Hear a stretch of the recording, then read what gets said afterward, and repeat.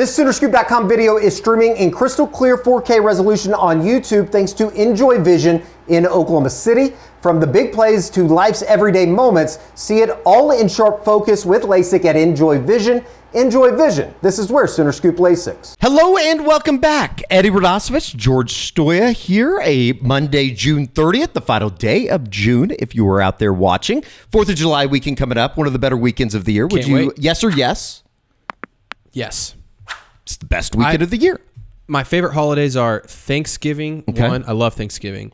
4th of July, 2. 4th of July is a good one. Yep. Sandlot scene. Tweet that out on every Thursday. You do every year. Every July 3rd. Yeah. It's one of the best. All right. Welcome back to a recruiting report. We will be joined by Josh McQuistion here shortly, talking about the Deacon Schmidt commitment over the weekend. Obviously, still good news for Oklahoma. Really good weekend for Oklahoma, just in entirety, coming out of the barbecue weekend. All things considered. But before we do that, before we bring Josh in, let us tell you about our good friends over at William & Lauren. William & Lauren's been with us as the official custom clothier of OU football. William & Lauren outfits your favorite OU players in custom suits that boost their confidence off the field to match their confidence on the field. Their perfectly tailored clothing ensures every suitor stands out in comfort and style at prices that make luxury accessible. Visit William & Lauren in Oklahoma City or in Tulsa now, or online at williamandlauren.com. That is williamandlauren.com. Dress like a champion and make your style as legendary as Oklahoma football. What do we got? 12 days. 12 days. 12 days. Is it getting close? Are we still getting close? We're still going to go through it? Oh, yeah. All right. I'm getting excited.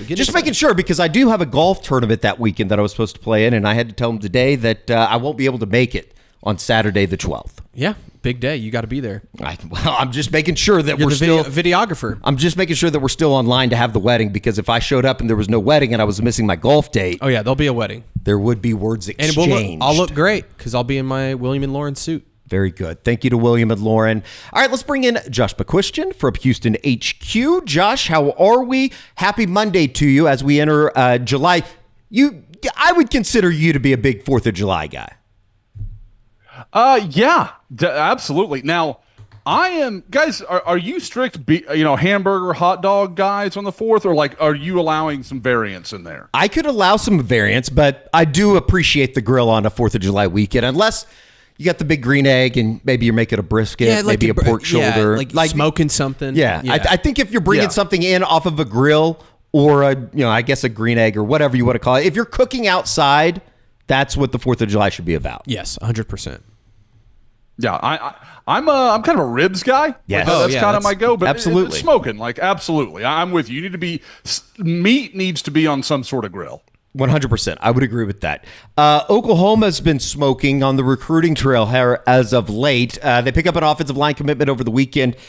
Deacon Schmidt finally makes it official, committing to Oklahoma, the 2026 offensive lineman, Windsor, Colorado. Offensive tackle Josh, and he puts out the message that Bo Bentley's going to have somebody to protect him. This is felt like a long time coming. We had talked about Oklahoma's recruitment of Deacon Schmidt, and they got him on Saturday. Yeah, it's not every day, especially in this era over the last 2 or 3 years, where you come to an announcement, I'm like, I'm not really that worried about this. I'm pretty sure I know which way this is going to go. And there are times when I have quotes from the player, and I'm still like, let's see what happens here.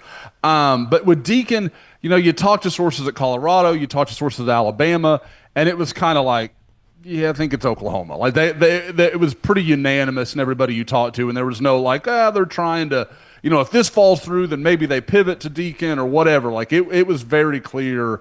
I think they all thought they were chasing Oklahoma. And we can get into what's on tape, but just from a personality standpoint, the way he plays, it's not a huge surprise that this is kind of Bill Beatonbow's guy. He fits him very well. Josh, let's get into the tape. I mean, what kind of player is Deacon Schmidt? Is this somebody that, obviously he's can't miss him at 6'5", 310. Yeah, and he's not Michael Fasusi. I get that, right? Obviously, not that kind of raw talent, but this seems like a kid that Oklahoma feels like could play a lot for him in the future.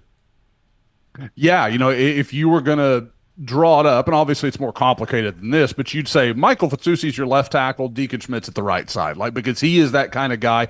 And he pulls quite a bit on tape. So like you can see some athleticism there, but like he's that guy that you want him to lock onto defensive end and just seal that edge. And like he has that sort of game. He is incredibly nasty. Like, it's not a lot of people will watch offensive line tape and they're like, well, he blocks the guy. Like, one guy is as good as another, and it's hard to recognize the differences. With Deacon Schmidt, he's just killing people. I mean, just burying guys all over I think his first 3 clips, I want to say the block ends more than 10 yards down the field, and the guy is literally just getting pancaked. Like, I mean, it's a nasty highlight reel. There's even one where it's clearly in some sort of preseason scrimmage, and he's like 30 yards down the field, knocking some kid down in what's probably, in a scrimmage where they probably can't even take his quarterback to the ground. So, like, he's got, like I said, he fits Bill Bedenbaugh really well. In terms of being able to add depth, obviously going into a senior year this year, is it a project, or is it somebody that maybe could step in and be able to contribute to, just from a depth perspective, basically from the time that he gets to campus next year? Yeah, I don't think it's impossible. Again, this is a guy that, we talked about this, I think, on last week's show. Mm-hmm. He works with Matt McChesney out of, the guy that was a former Colorado offensive lineman, played in the NFL. So he has had, it's not just like, oh, he's had some good high school coaching. He's had it from a very high-level guy who really knows what he's doing. And there's a reason that Bill keeps going back to Colorado and finding guys. In 2027, they've already offered a Jackson Roper from the same group. So, like, they are very active because I think Bill and Matt see very eye to eye on the way they work with guys and the things they value in an offensive lineman. So, is he going to come in and have a Michael Fasusi thing where we're like, maybe he starts from day one? I don't really see that. But if you told me he was a rotational guy and he, didn't even redshirt in 2026, I think that's completely possible. Josh, is he going to be the only offensive tackle in this class? I know that right now it's just him and Noah Best are the only 2 offensive linemen right now in this class. Well, as it stands, it kind of looks that way. I'm not giving up on Daniel McMorris. I just won't do it. I don't know why. It's just something where I'm like, he's just too talented. I just think he'll eventually convince OU they need to go after him. And, a kid committed to Minnesota from Norman. I know he really likes Oklahoma. I just think that's an avenue maybe in October they could revisit if they really want to. But the bottom line is, guys, there's 2 commitments in this class, so they're going to have to rethink some things. And I know the portal's there and all those kind of things, but when we look back at the problems that were that happened last year on the offensive line, sure, they were created in 2021 and 2022 when Oklahoma didn't sign enough bodies. So I just think counting on the portal to fix a problem, hopefully that lesson has been learned, and Oklahoma says, okay, we're going to take some guys, maybe they're projects, which Daniel McMorris is. Like, there's going to need some time for Daniel McMorris to learn and to develop and all those things. But if you can get a guy in your program for a couple years, let him grow, let him learn under a guy like Bill Bedenbaugh, then, hey, maybe in a couple years you've really got something, rather than just some guy from the portal that you kind of have to take because you just need a body. Daniel McMorris, the offensive tackle out of Auburn North High School. Obviously, if you've been watching this, you kind of followed his recruitment. Committed to Minnesota about a month ago, I want to say. Yep. But certainly will be somebody that we'll be checking in on once the season begins for Auburn North. A lot of talent over there. Mason James headed up to Washington, as well as the 2028 quarterback, Nash Henry. It does seem, though, Josh, just like on the surface of OU football recruiting in general, now that you got Bo Bentley in tow, you got Deacon Schmidt in tow, Bo Janro made the decision, Daniel Norman made the decision. It seems like there is some positive momentum just in terms of guys like, and I know it doesn't mean a whole lot, but outwardly recruiting for Oklahoma. And maybe that helps with Jake Krull to get that deal done, or somebody else out there that, Oklahoma certainly wants to get in this 2026 class. Oh, absolutely. I mean, and you look at a guy like Jake, who obviously he knows Brian Harris. Brian, like we talked about a couple weeks ago, Brian rescheduled his official visit to be there the same weekend as Jake. So there's that kind of positive connection. Then you've got a guy like Daniel Norman, who, if there's any school in the state of Florida that can rival IMG, it's St. Thomas Aquinas. So there's a lot of credibility that comes with his commitment. And then you've got a guy like Bo Bentley, who is not only a quarterback, but he's also a high-level recruit. The only The only other guy really, along with Davian Gross, that's kind of in that top 50 range, that Cruel, Bentley, and Gross are kind of all in that range. So, guys, we know good players want to play with other good players. So if you're landing those guys and, again, for Oklahoma to have Brian Harris, who we know is super active in his recruiting and really does a lot of messaging on X and some of the other social media platforms, I think that's a lot of positives. And again, we talked about it last week.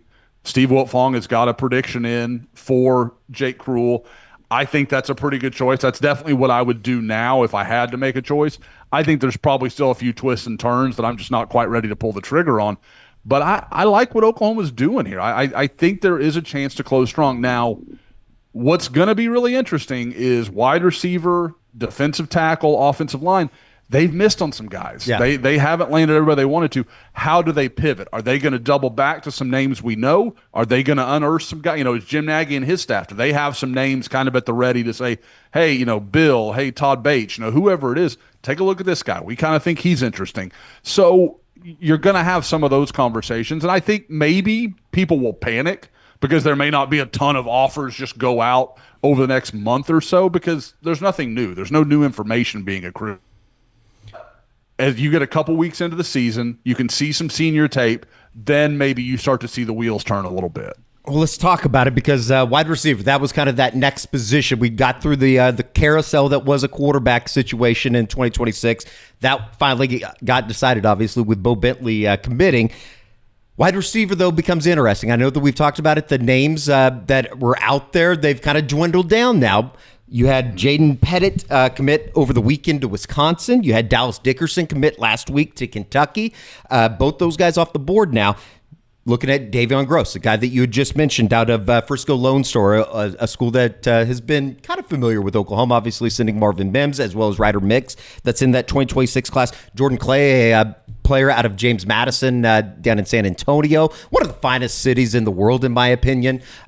He is still out there. You wrote about him today on Soonerscoop.com, as well as a new name possibly, Joel Wyatt, who was supposed to make a decision on July 6th. He put out on Monday morning that he's going to push that date back. What does that mean for Oklahoma getting involved, Josh? We'll start with Joel Wyatt. Just kind of get us familiar with him out of a school or a town that I had never heard of that I truly appreciate.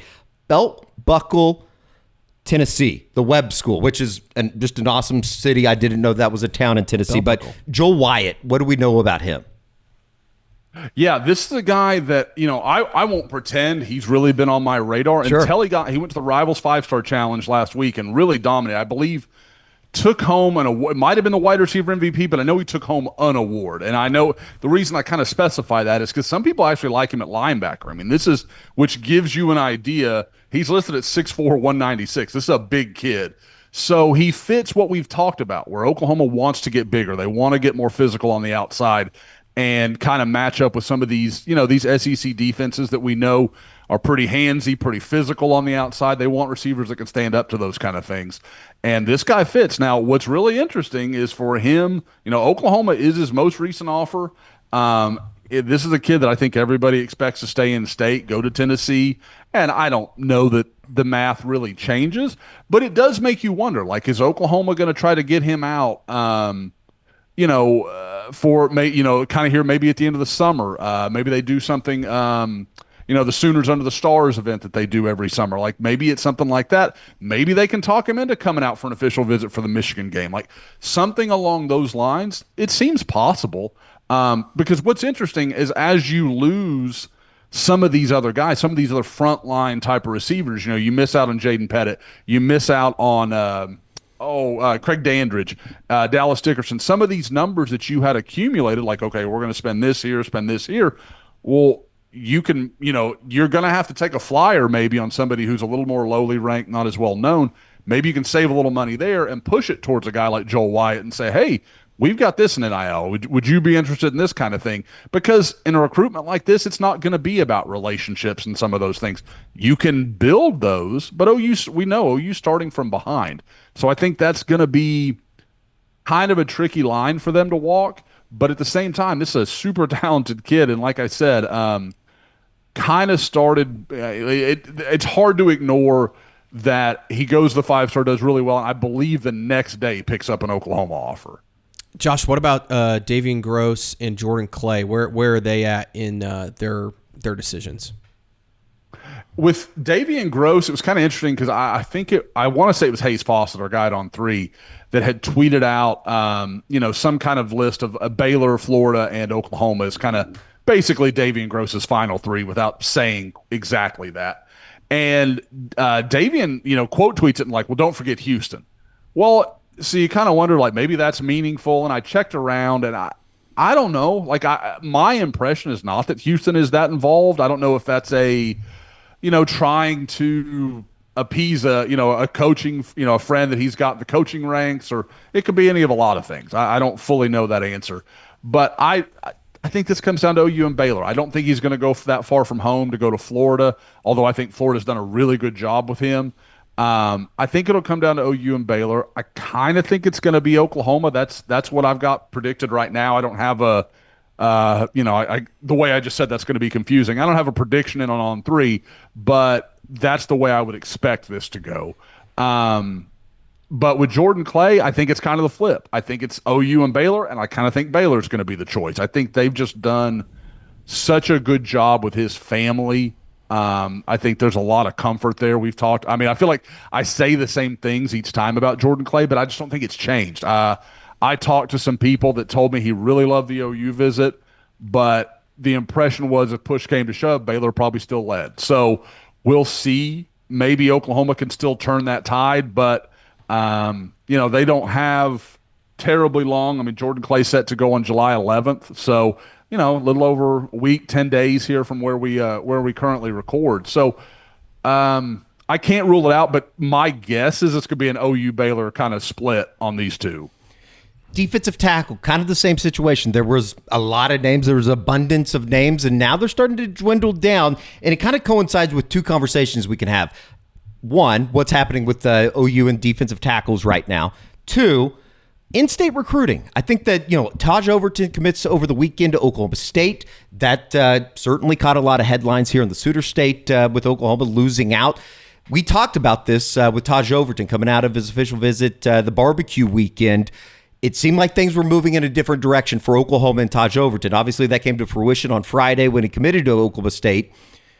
We can go either way here. Let's just start with defensive tackles, and then we can get to the in-state stuff. Defensive tackle-wise, what's the situation with the number of the guys that Oklahoma felt like they were in pretty good shape with, and maybe it feels a little bit shaky now with the direction that they're going? I'm going to take some heat off George Stoya here. I have said something on a couple of podcasts, said it at 2 different positions. At wide receiver and defensive tackle, I think I've said both cases, I don't know who they're going to get, but they're going to be fine. Like, they're going to get their numbers. Both positions look a little at risk right now. Both have one commitment without anybody that I would say is obviously going to follow up and be number 2 or number 3 or whatever. So we're going to retire that phrase. We're just going to leave that out going forward. George has jinxed a few people with his cover stories. Not George's fault, not obviously, but it is, though. I take the blame. I should probably be catching some heat for this, so I will jump in front of that train. But yeah, Eddie, it's a really interesting conversation because, again, like, you just kind of felt like they'll fall backward into 2 or 3 guys, and then you had Tavian Branch was like the first moment where you're like, okay, maybe this isn't going to go the way we all had it in our heads. And from there, it just seems like Oklahoma's taken one tough beat after another. And I'm getting to the point where I think either they're going to have to, just like I was saying with wide receiver, they're going to have to double back to somebody. They're going to have to, whether it's a Tavian Branch or somebody along those lines, they're either going to have to do that, or they're going to have to kind of find a new target or reemphasize a guy that we've all kind of forgotten about. I was talking about it with you guys before we started recording. Mm-hmm. Joseph Terry, who we talked about it at Oklahoma's, came to 2 straight years of OU's camp, really wasn't a primary target for OU when he came out this month. And, I kind of think he was trying to get OU to kind of re-engage and get back involved again.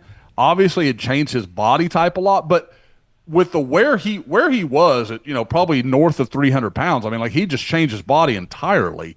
and having Brian Harris, that's not a bad combination. If Joseph Terry is going to be your one tech, and then Brian Harris is going to be your three, okay, you can play ball like that. That makes sense.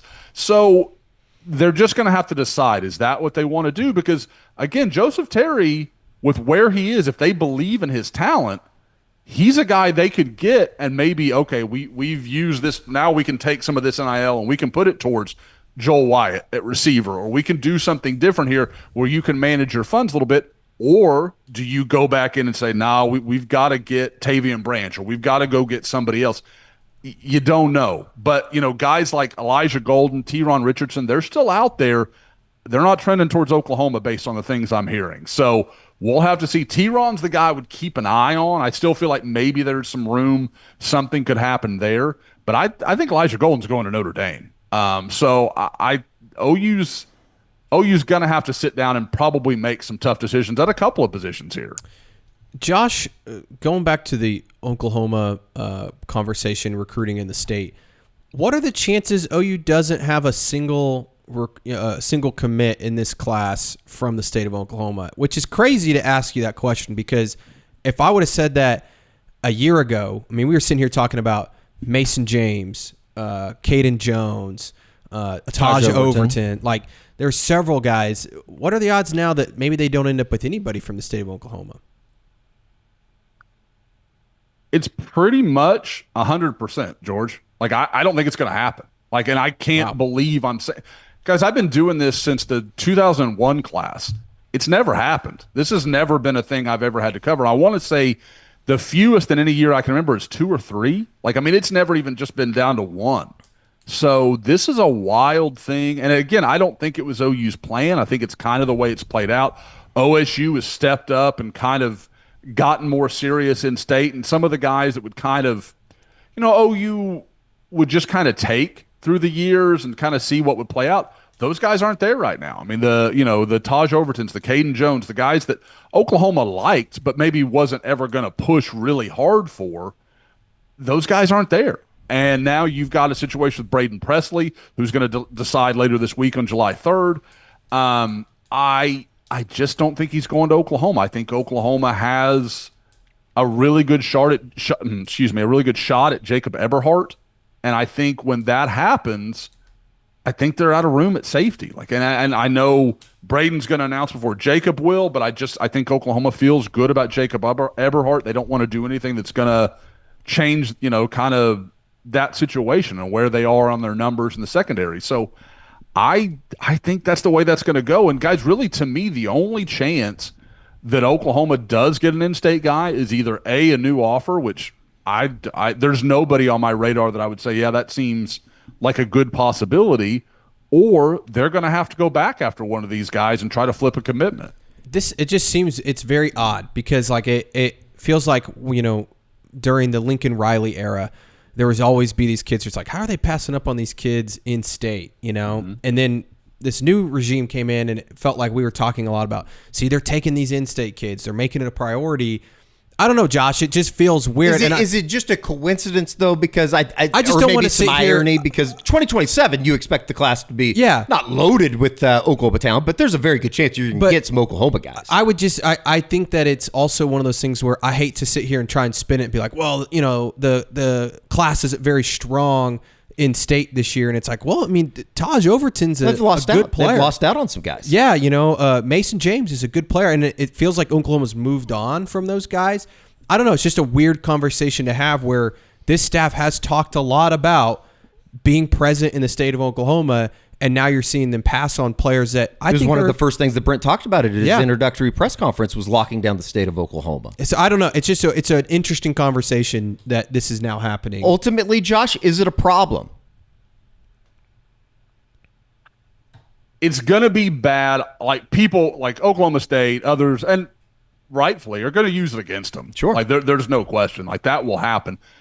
It's a one-off, so I think it's something OU can combat, without too much trouble. Like, I think it's something, especially when you look at it next year, guys, because they could sign 0 this year and conceivably over a 2-year span of 26 to 27 still average 5 guys per class. Sure. I mean, I think there are 11 in-state offers out right now in 2027.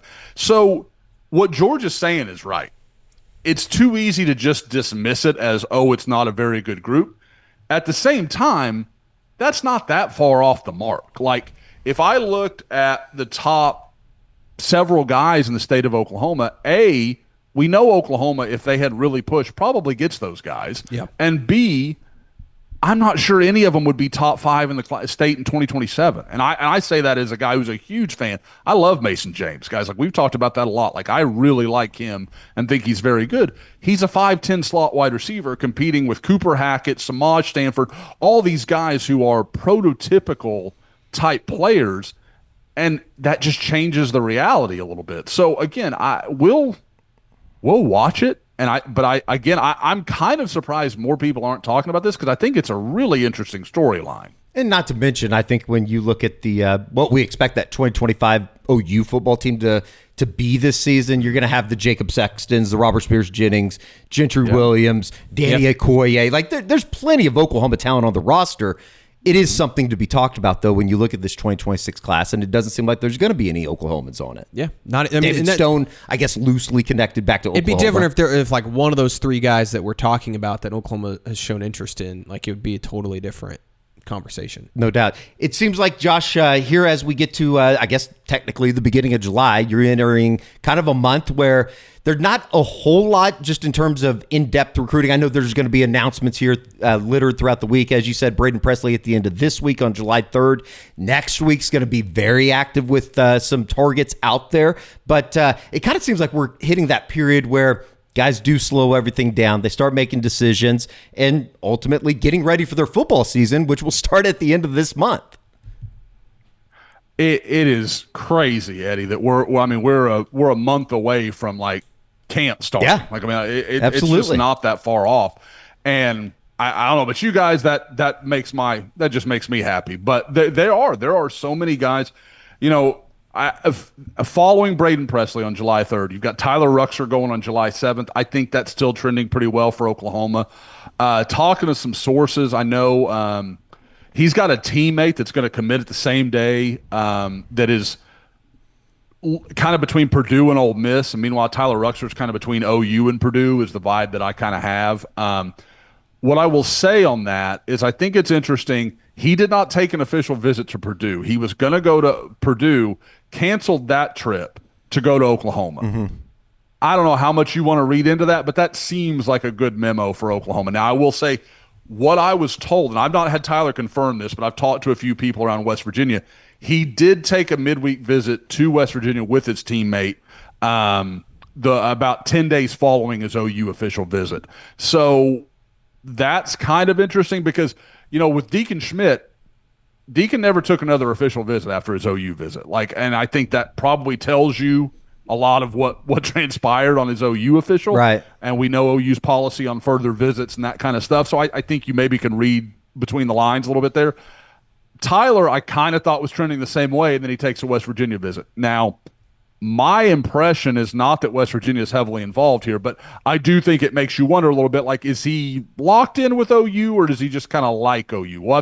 We'll follow that a little bit. And then, like I said, you've got Jordan Clay on July 11th. Jacob Eberhardt announced this week he's going to be July 12th. Zach Turner going the same day, the big wide receiver from Duncanville, Texas. And then I mentioned Elijah Golden earlier. He's announced on July 26th he's going to make his decision. One more, and I know this is kind of going backwards, but wide receiver-wise, Zachary Turner, it sounds like SMU's making a pretty good power play here. I'm telling you, SMU, they're a problem. Guys, this is again, for years people ask, like, why do they not, the Big 12 not want SMU in there? This is why. Because they have a ton of money and people who are willing to spend it. And there are, again, like, they're based in Dallas. For years, they would steal guys that you're like, okay, that's kind of surprising. But now that they're recruiting to a major conference, it's just different. Now, what's going to be interesting is, how does this look in a couple of years if the ACC starts to really fall apart? Sure. With Florida State, North Carolina, some of those Clemson programs that we know, conferences are talking to. I don't know how long it lasts, but for right now, they are absolutely a thorn in the side of a lot of programs, including Oklahoma. I guess the aren't going anywhere anytime soon. It's only going to Express. continue to get stronger under Rhett Lashley, obviously made the college football playoff a year ago. All right, that's going to do it for today's recruiting report. Plenty to get into here over the next coming weeks. Looking at wide receiver, looking at defensive tackle, particularly for Oklahoma after the Deacon Schmidt commitment over the weekend. For George, Josh, I'm Eddie. We'll see you back here on the SoonerScoop.com YouTube channel.